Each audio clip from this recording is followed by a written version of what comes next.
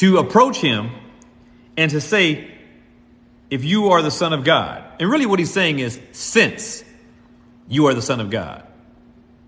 Since you are the Son of God, command this stone to become bread. Now,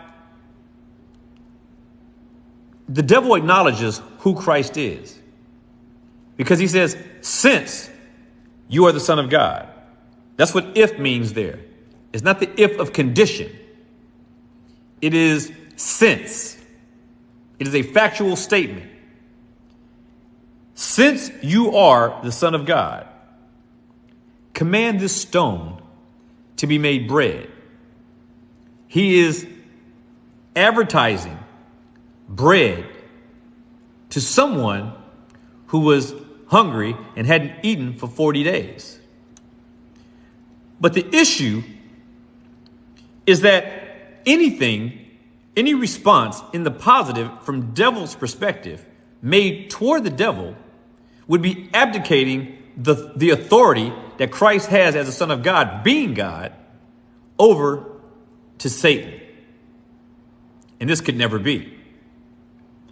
And what Satan was doing in verse 3, when he tells Christ, if you are the Son of God, command that this stone be turned to bread. What the devil is doing is trying to bring Christ out of retirement. Christ retired from his station as the Son of God, the divinity, the divine personality, but temporarily for his ministry.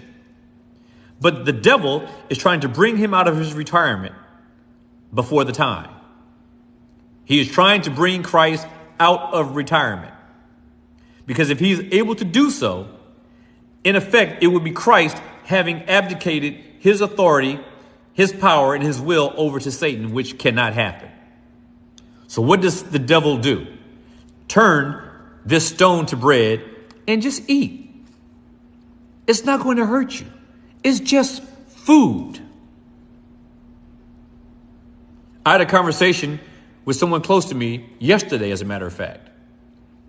And we had a discussion about what was so special about this apple in the garden that Adam and Eve ate. And why was this apple the source of all the problem in the world and the sin in the world? And I explained it had nothing to do with the apple. In fact, we don't know if it was an apple. It just says it was fruit. And for all we know, it could have been the same fruit that was on all the trees in the garden. In fact, all the trees in the garden could have been the same. It could have been all the same trees with all the same fruit. That's conceivable. It's plausible. It's possible. We just don't know. But what we do know is that it wasn't about the fruit.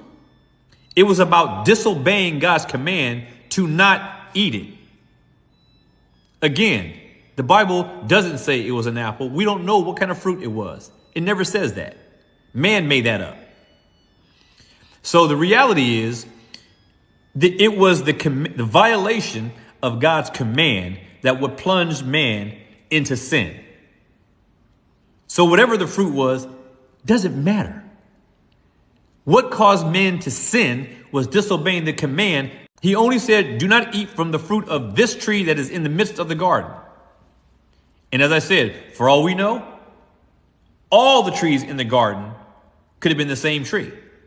But God said, from the one in the middle of the garden, don't eat.